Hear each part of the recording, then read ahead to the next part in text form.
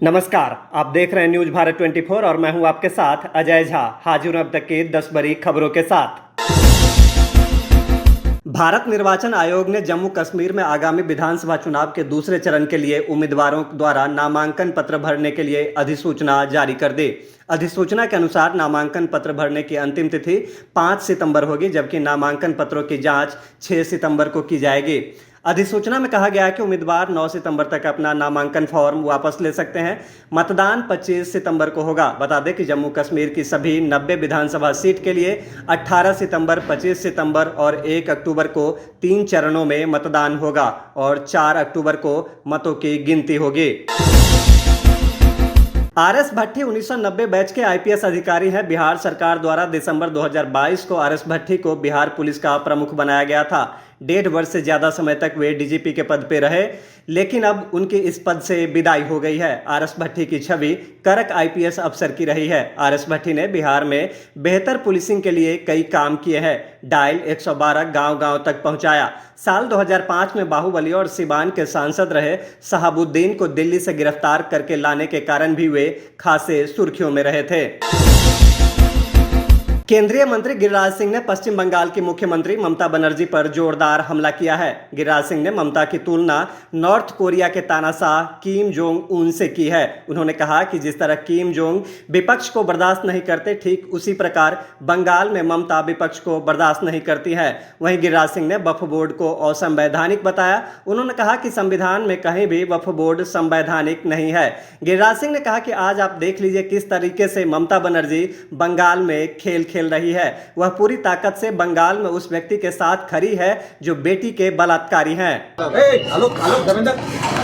ये जुबान कोई लोकतांत्रिक व्यक्ति का हो ही नहीं सकता, मुख्यमंत्री का।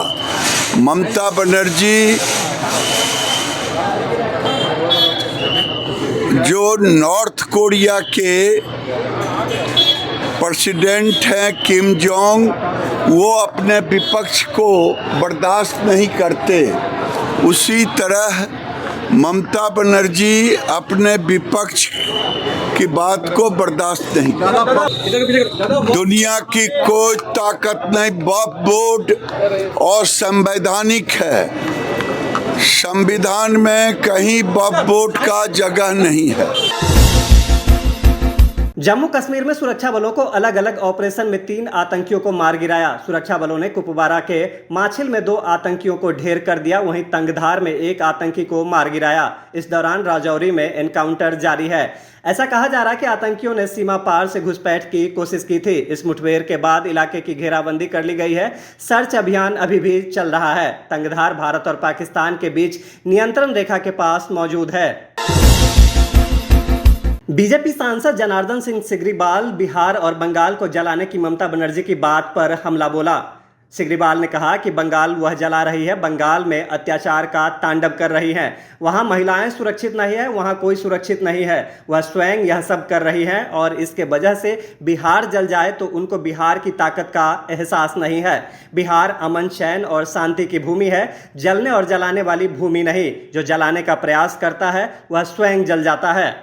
बंगाल तो जला रही है ना, बंगाल में तो अत्याचार का तांडव करा रही है।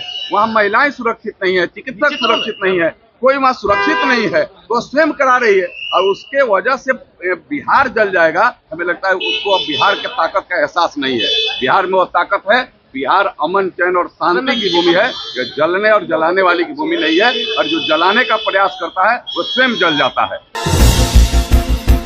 लोजपा रामविलास के सांसद राजेश वर्मा ने पटना एयरपोर्ट पर पार्टी की एकजुटता को लेकर बड़ा बयान दिया। वर्मा ने कहा कि हम और हमारी पार्टी पूरी तरह से एकजुट हैं। जिस नेता ने हमको राजनीतिक तौर पर पहचान दिलाई, हम हमेशा उनके साथ रहेंगे। उन्होंने आगे कहा कि कुछ लोग मन में ख्याली पुलाव पकाते रहते हैं और ऐसी बातें फैलाने की कोशिश करते हैं जिससे पार्टी में दरार पैदा हो सके, लेकिन लोजपा रामविलास के सभी नेता और कार्यकर्ता अपने नेता के प्रति वफादार हैं और पार्टी की एकता पर कोई खतरा नहीं है। अपने अपने जहन में ख्याली पुलाव बनाना ही चाहिए। हमारी पार्टी पूरी तरीके से इंटैक्ट है और मैं अपने विषय में आपको स्पष्ट कर दूं कि जिस नेता ने राजनीतिक रूप से इतनी बड़ी पहचान दी, जिस नेता ने इतना बड़ा मौका दिया मैं अपने नेता चिराग पासवान जी के लिए हमेशा धन्यवाद उनका और आभार व्यक्त करता हूं। राजनीति लंबी नहीं हो, लेकिन जितने दिन की राजनीति हो वो ईमानदारी से जिसके साथ हो वो हो। तो मेरी ईमानदारी मेरे नेता के प्रति सदैव रहेगी, चाहे राजनीति फिर आगे नहीं करनी हो, वो मंजूर है। ऑनलाइन पासपोर्ट पोर्टल पर अगले 5 दिनों तक कोई काम नहीं होगा। इस दौरान जारी किए गए सभी अपॉइंटमेंट फिर से शेड्यूल किए जाएंगे। सरकार ने कहा कि पासपोर्ट आवेदनों के लिए ऑनलाइन पोर्टल रखरखाव प्रक्रिया की वजह से अगले 5 दिनों के लिए बंद रहेगा। इस दौरान कोई नया अपॉइंटमेंट शेड्यूल नहीं किया जा सकेगा। इसके साथ ही पहले से बुक किया गया अपॉइंटमेंट फिर से शेड्यूल किया जाएगा। पासपोर्ट सेवा पोर्टल पर जारी एक नोट में कहा गया, पासपोर्ट सेवा पोर्टल 29 अगस्त की रात 8 बजे से 2 सितंबर सोमवार सुबह 6 बजे तक तकनीकी रखरखाव के लिए बंद रहेगा। आज खेल दिवस के मौके पर बिहार के खेल के इतिहास में नया अध्याय जुड़ गया है। मुख्यमंत्री नीतीश कुमार ने आज राष्ट्रीय खेल दिवस के मौके पर स्पोर्ट्स कॉम्प्लेक्स की सौगात बिहार वासियों को दिया। राजगीर का स्पोर्ट्स एकेडमी देश का इकलौता ऐसा कैंपस होगा जहां खेल के साथ साथ यूनिवर्सिटी भी है, साथ ही खिलाड़ियों के लिए 24 बेड का अस्पताल भी। अंतर्राष्ट्रीय पर्यटन स्थल राजगीर में 90 एकड़ भूमि पर करीब 750 करोड़ की लागत से राज्य खेल अकादमी सह अंतर्राष्ट्रीय स्तर के आधुनिक क्रिकेट स्टेडियम का निर्माण किया जा रहा है। देश में 29 अगस्त के दिन हर साल राष्ट्रीय खेल दिवस के रूप में मनाया जाता है। इस दिन हॉकी के जादूगर के नाम से पहचान बनाने वाले महान खिलाड़ी मेजर ध्यानचंद की जयंती होती है। ओलंपिक से लेकर कई अहम टूर्नामेंट में मेजर ध्यानचंद ने देश को हॉकी में जीत दिलाने में अहम भूमिका निभाई है, जिसमें एक ऐसा दौर था जब भारतीय टीम को मात देना काफी मुश्किल काम होता था। मेजर ध्यानचंद का खेल के प्रति समर्पण और उनके योगदान को देखते हुए देश में आज के दिन को राष्ट्रीय खेल दिवस के रूप में मनाया जाता है। भारत के 334 अरबपतियों की रिच लिस्ट जारी हुई है, जिसमें गौतम अडानी टॉप पर पहुंच गए हैं। इसके बाद रिलायंस इंडस्ट्रीज के मालिक मुकेश अंबानी है, यानी हुरून रिच लिस्ट में गौतम अडानी भारत के सबसे अमीर व्यक्ति बन गए हैं। इसके बाद मुकेश अंबानी और शिव नादर हैं। पहली बार हुरून रिच लिस्ट 2024 में 300 से ज्यादा भारतीय अरबपति शामिल किए गए हैं। यह 13 साल पहले जारी हुई लिस्ट से 6 गुना ज्यादा है। अभी तक की खबरों में बस इतना ही। मुझे दीजिए इजाजत। नमस्कार।